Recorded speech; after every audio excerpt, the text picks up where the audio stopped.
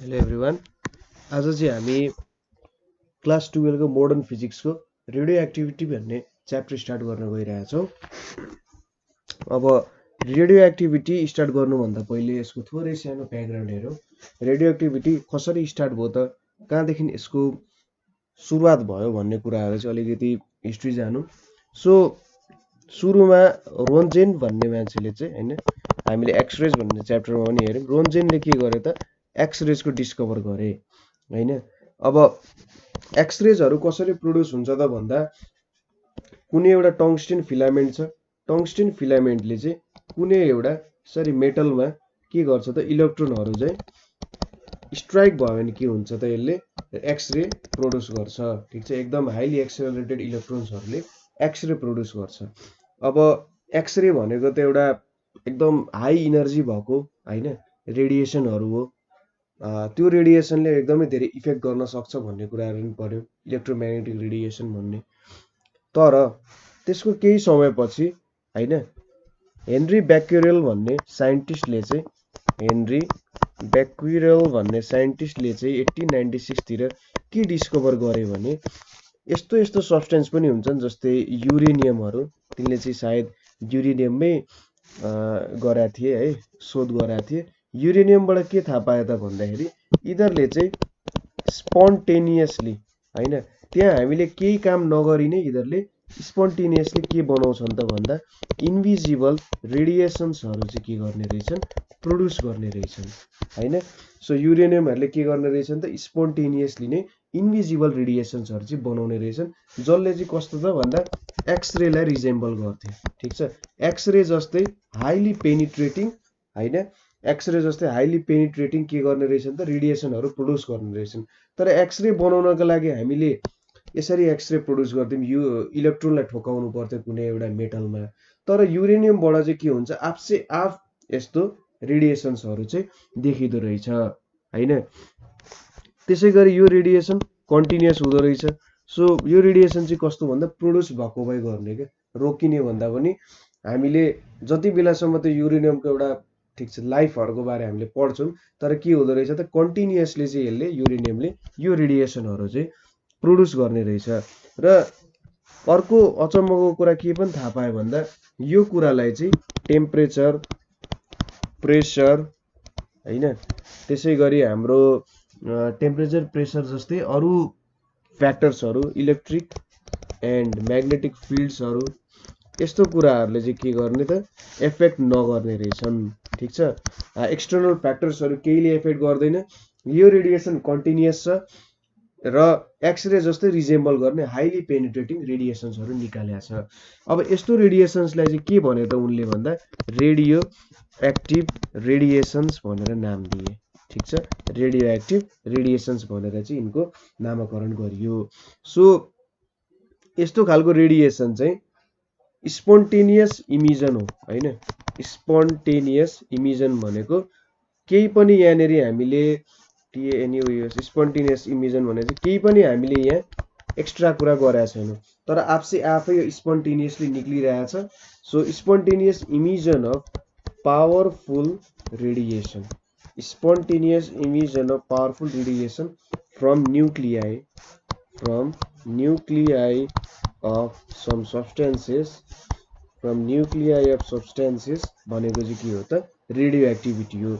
यस्तो radio activity देखाउने अरू इलिमेन्ट भनेको चाहिँ युरेनियम, पोलोनियम, त्यसै गरी रेडियम, थोरियम, यस्तो खालको इलिमेन्ट्सहरूले पनि के त, रेडियो एक्टिभिटी देखाउँथे। सो रेडियो एक्टिभिटी भनेको के हो त, spontaneous emission of powerful radiation from nuclei of some substances भनेको चाहिँ के हो त, रेडियो एक्टिभिटी हो। र जसले चाहिँ यस्तो रेडियो एक्टिभिटीको प्रोसेस देखाउँछ त्यसलाई चाहिँ रेडियो एक्टिभ सब्स्टेन्सेसहरू भनेर भनियो। अब natural and artificial radioactivity हेरौँ। Natural and artificial radioactivity है। अब नेचुरल र आर्टिफिसियल रेडियो एक्टिभिटी भनेको कस्तो हुन्छ त भन्दाखेरि, सपोज कुनै अब हामीले एटोमिक मास ग्रेटर देन 206, ठिक छ, एटोमिक मास ग्रेटर देन 206 भएको इलिमेन्ट्सहरू हेर्यौं भने यिनीहरूले चाहिँ के गर्ने रहेछन् त स्पोन्टेनियस इमिजन गर्ने रहेछन्। ठीक छ, generally greater than 206 atomic mass भएको इलिमेन्ट्सहरू हेर्दाखेरि यिनीहरूले स्पोन्टेनियस इमिजन गर्ने रहेछन् अफ के त highly penetrating radiation. Highly penetrating रेडिएसनको स्पोन्टेनियस इमिजन गर्ने रहेछन्। सो जुनको mass atomic mass greater than 206 छ र जसले चाहिँ spontaneous emission of highly penetrating radiation चाहिँ गर्छ नि, त्यस्तो खालको इलिमेन्ट्सहरूलाई चाहिँ नेचुरली रेडियो एक्टिभ इलिमेन्ट्स भन्छ र त्यो प्रोसेसलाई चाहिँ नेचुरल रेडियो एक्टिभिटी भन्छ। सो नेचुरल रेडियो एक्टिभिटी भनेको के हो त भन्दा phenomenon of spontaneous emission of highly penetrating radiation from the elements found in nature भनेको चाहिँ नेचुरल रेडियो एक्टिभिटी भयो। र यस्तो रेडियो एक्टिभिटी चाहिँ आर्टिफिसियल मिन्सबाट आर्टिफिसियल तरिकाले पनि के गर्न सकिन्छ त प्रोड्युस गर्न सकिन्छ। सो यदि हामीले spontaneous emission of highly penetrating radiation चाहिँ नेचुरल मिन्स होइन आर्टिफिसियल मिन्सबाट गऱ्यौँ भने चाहिँ के हुन्छ त त्यसलाई चाहिँ आर्टिफिसियल रेडियो एक्टिभिटी भन्छ। अब रेडिएसन्स इमिटेड बाई अनस्टेबल रेडियोएक्टिभ न्युक्लियसलाई चाहिँ के भन्छ रेडियोएक्टिभ रेडिएसन्स भन्छ। र यो रेडिएसन्स भनेको चाहिँ 3 प्रकारको छ, अल्फा बीटा एन्ड गामा रेडिएसन्सहरू छ। ठीक छ, हाम्रो रेडियोएक्टिभिटीबाट आउने रेडिएसन्स भनेको चाहिँ अल्फा बीटा र गामा रेडिएसन्सहरू भन्छ। अब हामीले के गर्न सक्छौँ त भन्दा यहाँ एउटा सानो एक्सपेरिमेन्ट गर्न सक्छौँ। सपोज के गरियो भने एउटा यसरी लिड ब्लक राखियो हैन, लिड ब्लक राखियो, त्यहाँनेरि चाहिँ एउटा सानो दुलो बनाइयो हैन, लाइन अलिकति सानो बनाऊ होला। सो यस्तो गरेर यहाँ एउटा दुलो बनाइयो। अब के गरियो त यहाँ भन्दा एउटा रेडियो एक्टिभ इलिमेन्ट राखियो, रेडियो एक्टिभ इलिमेन्ट राखियो र त्यसको साइडमा चाहिँ के गरियो भन्दा दुईटा हाम्रो इलेक्ट्रिक रड्सहरू राख्यो, एउटामा पोजिटिभ चार्ज गरियो अर्कोमा नेगेटिभली चार्ज गरियो हैन। सो यसरी चार्ज गरेपछि हामीले के देख्यौं त भन्दा कुनै रेडिएसन्स चाहिँ के भयो भने सपोज यसरी गएर नेगेटिभ साइडतिर ठोकिन गयो। त्यसै गरी अरु रेडिएसन्सहरू भनेको के भयो त भन्दा कुन कलरले गरौँ होला त भन्दा यही कलरले गरौँ। अरु रेडिएसन्सहरू भनेको यसरी पोजिटिभ टर्मिनलतिर गयो र कुनै रेडिएसन चाहिँ विदाउट डिफ्लेक्सन गयो। ठीक छ, सो के देखियो त भन्दा कुनै रेडिएसन्सहरू नेगेटिभ प्लेटतिर गइएको देखियो, कुनै रेडिएसन्सहरू पोजिटिभ प्लेटतिर र कुनै रेडिएसन्सहरू चाहिँ के हो त भन्दा विदाउट डिफ्लेक्सन गयो। सो यहाँनेरिबाट के कन्क्लुजन निस्क्यो भने यसरी नेगेटिभ प्लेट्सतिर जाने रेडिएसन त पोजिटिभ हुनुपर्छ, किनभने पोजिटिभलाई नेगेटिभले एट्र्याक्ट गर्छ। सो पोजिटिभमा जाने यो पोजिटिभ रेडिएसन्सलाई अल्फा रेडिएसन्स भनियो। त्यसै गरी पोजिटिभ टर्मिनलमा आउने रेडिएसन्सहरू त कस्तो हुनुपर्छ त नेगेटिभ हुनुपर्छ नि हैन, नेगेटिभलाई पोजिटिभले एट्र्याक्ट गर्छ। सो यिनीहरूलाई बीटा भनियो र विदाउट डिफ्लेक्सन जाने रेडिएसन जुन चाहिँ चार्जलेस हुनु पर्यो त्यो चाहिँ के भयो त गामा रेडिएसन भयो। सो अल्फा रेडिएसन भनेको पोजिटिभ, बीटा भनेको नेगेटिभ र गामा भनेको चाहिँ के भयो त विदाउट एनी के भन्छ त्यसलाई चार्जलेस रेडिएसन भनेको चाहिँ गामा रेडिएसन भयो। अब यहाँबाट यो 3टा कन्क्लुजन हामीले निकाल्यौं हैन। अब अल्फा पार्टिकल प्रोड्युस गर्नको लागि अल्फा रे प्रोड्युस गर्नको लागि अल्फा डिके हुनुपर्छ। हामीले जुन अल्फा स्क्याटरिङ पढ्थ्यौं नि, अल्फा स्क्याटरिङमा प्रोड्युस हुने रे र यहाँ अल्फा डिकेमा प्रोड्युस हुने रे एउटै हो। यहाँनेरि के हुन्छ त भन्दा सपोज हामीसँग एउटा हेभियर इलिमेन्ट चाहिँ U238 यहाँनेरि 92 छ यसको, यो चाहिँ के हुन्छ त दुईटा इलिमेन्टमा चेन्ज हुन्छ, एउटा थोरियम 234 अर्को 90 र यहाँनेरि He42। सो यसले के देखाइरहेछ त भन्दा यो चाहिँ एउटा हेभियर न्युक्लियस चाहिँ के हुन्छ त डिसइन्टिग्रेट्स टु अ डटर न्युक्लियस र यो हिलियम न्युक्लियस हुन्छ।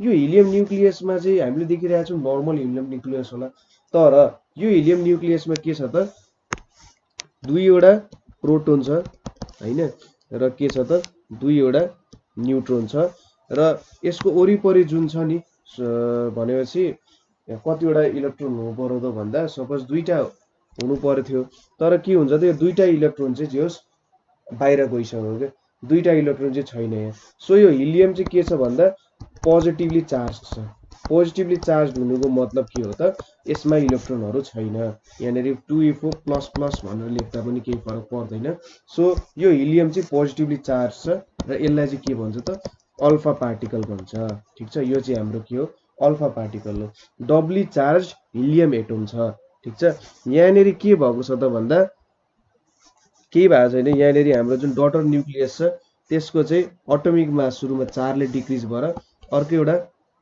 4 युनिट्स को मास आएको छ र जस्ट के भयो त अल्फा पार्टिकल भनेको चाहिँ पोजिटिभ पार्टिकल हो र यो हिलियमको के छ त दुईटा इलेक्ट्रोन चाहिँ छैन यहाँ जुन यसको बाहिर सेलमा दुईटा इलेक्ट्रोन हुनु पर्ने हो त्यो दुईटा इलेक्ट्रोन छैन त्यसैले यो चाहिँ के छ त डबली चार्ज छ ठीक छ र यो भनेको चाहिँ हाम्रो डबली चार्ज हिलियम एटम भनेको चाहिँ के हो त अल्फा पार्टिकल हो अब अल्फा पार्टिकलमा के हुन्छ त एउटा प्यारेन्ट न्यूक्लियस हुन्छ प्यारेन्ट न्यूक्लियस भनेको के भयो त हाम्रो यो युरेनियम भनेको प्यारेन्ट न्यूक्लियस हो यसले चाहिँ के दिन्छ त एउटा डटर न्यूक्लियस दिन्छ ठीक छ एउटा डटर न्यूक्लियस दिन्छ डटर न्यूक्लियस भनेको हाम्रो यो थोरियम भयो र अर्को के दिन्छ त एउटा हिलियम न्यूक्लियस दिन्छ ठीक छ डटर न्यूक्लियस र हिलियम न्यूक्लियस दुईटा कुरा दिने भयो अब डटर न्यूक्लियस को सपोज यसको मास m छ भने टोटल यहाँनेरि के भन्छ डटरले m-4 हुने भयो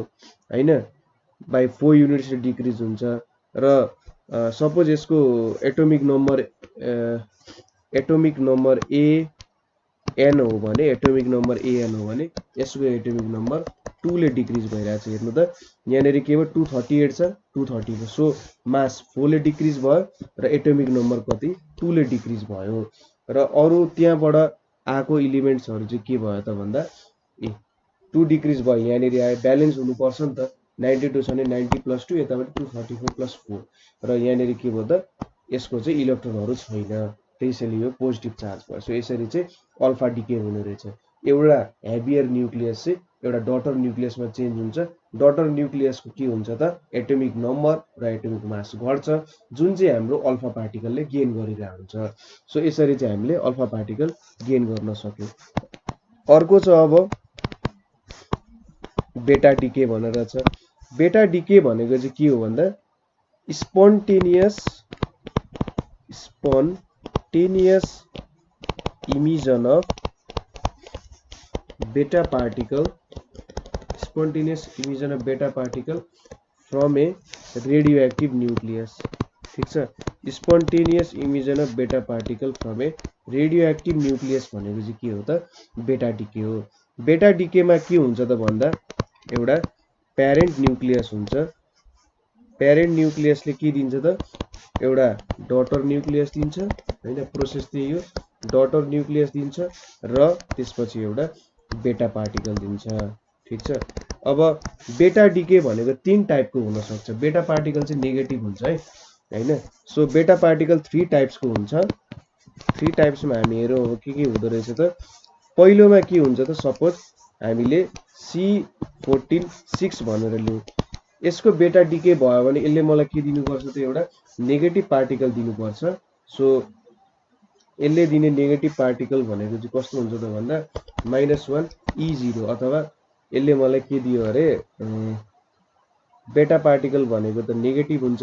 हैन सपोज यसलाई यसरी लेखौं बेटा -1 भनेर दियो यसले यहाँनेरि 7n14 भनेर लेख्छ र अर्को कुरा यसले मलाई के दिन सक्छ त एन्टी न्यूट्रिनो पनि दिन सक्छ ठीक छ न्यूट्रिनोको अपोजिट यसले दिन सक्छ सो न्यूट्रिनोको अपोजिट भनेपछि यहाँनेरिबाट के बुझ्न सक्यो त भन्दा एउटा बेटा पार्टिकल दियो यो बेटा पार्टिकल भनेको इलेक्ट्रोन हो सो यहाँनेरि 6 छ यता यहाँ 7 भयो किनभने इलेक्ट्रोनको चाहिँ के हुन्छ त भन्दा इलेक्ट्रोन -1 हुन्छ यहाँनेरि सो यसको यहाँ -1 आएको मतलब के भयो त 7 - 1 6 हुन्छ यहाँनेरि सो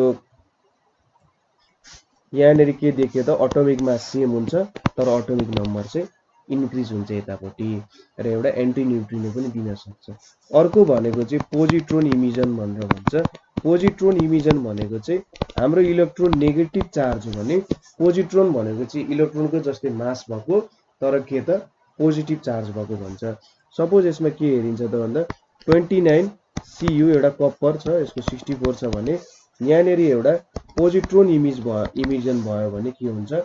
पोजिट्रोन भनेको त पोजिटिभ पार्टिकल हो, सो यहाँनेरि 28 Cu 64 आउँछ र एउटा पोजिटिभ न्युट्रिनो भनेर आउँछ यहाँनेरि। ठिक छ, एउटा पोजिटिभ न्युट्रिनो भनेर आयो। यहाँनेरि के भयो त, यताबाट प्यारेन्ट न्युक्लियसबाट डटर न्युक्लियसमा जाँदा मास सेम भयो, तर के भयो त एटोमिक नम्बर चाहिँ डिक्रिज हुन गयो। अर्को भनेको के छ त इलेक्ट्रोन क्याप्चरबाट। ठिक छ, अर्को भनेको इलेक्ट्रोन क्याप्चरबाट पनि के हुन्छ त हाम्रो बेटा डिके हुन सक्छ। इलेक्ट्रोन क्याप्चरमा के हुन्छ, एउटा कपरले के गर्छ त इलेक्ट्रोन क्याप्चर गर्न सक्छ। इलेक्ट्रोन क्याप्चर गर्यो भने के हुन्छ, त्यो त नेगेटिभ छ, सो यसको त एटोमिक नम्बर घटेको। सो 28 Ni 64 प्लस एउटा के गर्छ त यसले न्युट्रिनो प्रोड्युस गर्छ। यो न्युट्रिनो भनेको चाहिँ के हो त भन्दाखेरि चार्जलेस मासलेस पार्टिकल जस्तो हो हैन, त्यसरी बुझ्न सकिन्छ। न्युट्रिनो भनेको चाहिँ कोहीसँग पनि हत्तपत्तै इन्टरेक्सन गर्दैन के यसले, यो चाहिँ कोहीसँग पनि इन्टरेक्सन गर्दैन। हाम्रो जो अर्थमा पनि यति धेरै न्युट्रिनो आइरहेछ, हाम्रो बडीबाट पनि अहिले धेरै न्युट्रिनोले छेडिरहेछ। सो न्युट्रिनोको धेरै टेन्सन लिनु पर्दैन। सो के भयो त, पहिलो टाइप भनेको एउटा इलेक्ट्रोन निक्लिने टाइप भयो। इलेक्ट्रोन निक्लिनु भनेको के हो त, यहाँनेरि चाहिँ इलेक्ट्रोन निक्लियो भने यसको -1 हुन्छ यहाँ तल हैन। सो यसले चाहिँ 7 - 1 6 गरेर योसँग ब्यालेन्स गर्छ। सो पहिलो टाइपमा के हुन्छ, एटोमिक मास सेम रहन्छ तर एटोमिक नम्बर के हुन्छ त डटर न्युक्लियसको बढ्छ। दोस्रोमा के हुन्छ, पोजिट्रोन इमिजन हुन्छ। पोजिट्रोन इमिजन भनेको त हाम्रो इलेक्ट्रोन भनेको -1 हो भने पोजिट्रोन भनेको +E हो के इलेक्ट्रोन हैन। सो प्यारेन्ट न्युक्लियसबाट डटर न्युक्लियसमा जाँदा के हुन्छ त मास सेम भयो र के भयो त भन्दा हाम्रो एटोमिक नम्बर चाहिँ डिक्रिज हुन गयो र एउटा पोजिट्रोन इमिट भयो र न्युट्रिनो इमिट भयो। यतापट्टि एन्टी न्युट्रिनो इमिट भइरहेको थियो। अब इलेक्ट्रोन क्याप्चरमा के हुन्छ, इलिमेन्टले चाहिँ इलेक्ट्रोनसँग ठोकिन्छ, त्यसले के गर्छ एउटा पोजिटिभ चार्जलाई निस्तेज पारिदिन्छ र यहाँनेरि के भयो त 28 आउने भयो र यता 64 आउने भयो हैन। सो यहाँनेरि के भयो त एउटा न्युट्रिनो पनि आउने भयो। सो यसरी चाहिँ बिटा डिके हुन्छ। त्यसैगरी अर्को डिके भनेको हाम्रो के हो त गामा डिके हो। गामा डिकेमा चाहिँ हामीले के भनेको थियौँ त, यहाँनेरि चाहिँ चार्जलेस आइटम प्रोड्युस हुन्छ। ठिक छ, चार्जलेस कसरी हुन्छ त भन्दा सपोज हामीले स्ट्रोन्टियम भन्ने इलिमेन्ट लियौँ 38 87 भनेर, यहाँनेरि एउटा स्टार भन्ने देखाएको छु, एकैछिनमा बुझाइहाल्छु। SR 87 38 प्लस एउटा गामा। यो गामा भनेको चाहिँ हाम्रो गामा रेडिएसन हो। ठिक छ, गामा रे हो हैन। गामा रेमा के भयो त भन्दा स्ट्रोन्टियम चाहिँ के छ त एकदमै धेरै एक्साइटेड छ। ठिक छ, यो एकदमै धेरै एक्साइटेड भएर के हुन्छ त यसले के गर्छ इनर्जी लुज गर्छ। यो स्टारले के देखाइरहेछ त यो चाहिँ एक्साइटेड स्टेटमा छ। सो यो एक्साइटेड स्टेटमा भएकोले के गर्छ त यसले आफ्नो इनर्जी चाहिँ गामा रेको रूपमा लुज गर्छ र यो अब स्टेबल न्युक्लियस हुन्छ यसपछि। ठिक छ, यसले इलेक्ट्रोम्याग्नेटिक रेडिएसन इमिट गर्यो हैन र यहाँनेरि केही पनि चेन्ज भएन, एटोमिक नम्बर सेम छ, एटोमिक मास पनि सेम छ, जस्ट आफ्नो एक्स्ट्रा इनर्जी चाहिँ उसले बाहिर दियो। यति कुरा हो यसमा। सो हामीले यहाँनेरि के कुराहरू हेर्यौँ त भन्दाखेरि अल्फा डिके बिटा डिके भनेर हेर्यौँ हैन, गामा डिके भनेर हेर्यौँ। सुरुमा अलिकति गाह्रो हुन सक्छ, तर यति कुरा चाहिँ अलिकति जस हामीले के बुझ्नु पर्यो भन्दाखेरि अल्फा डिके भनेको के हो त भन्दा जस यसले चाहिँ पोजिटिभ चार्ज प्रोड्युस गर्नु पर्यो। फेरि एकचोटि मैले ब्याक गएँ, अल्फा डिके भनेको के हो त यसले एउटा पोजिटिभ चार्ज दिनु पर्यो। पोजिटिभ चार्ज दिएपछि के हुन्छ त, पोजिटिभ चार्ज दिनु भनेको यसले आफ्नो इलेक्ट्रोन लुज गरिरहेछ। यहाँनेरि 2s4 जुन छ त्यो भनेको हाम्रो अल्फा रे हो हैन।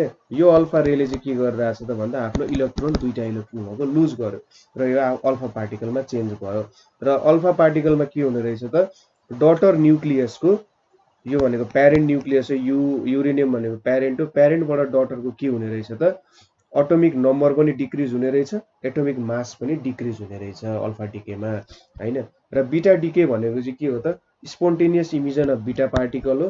बिटा पार्टिकल भनेको नेगेटिभ पार्टिकल हो र यो चाहिँ तीनटा तरिकाले डिके हुन सक्दो रहेछ।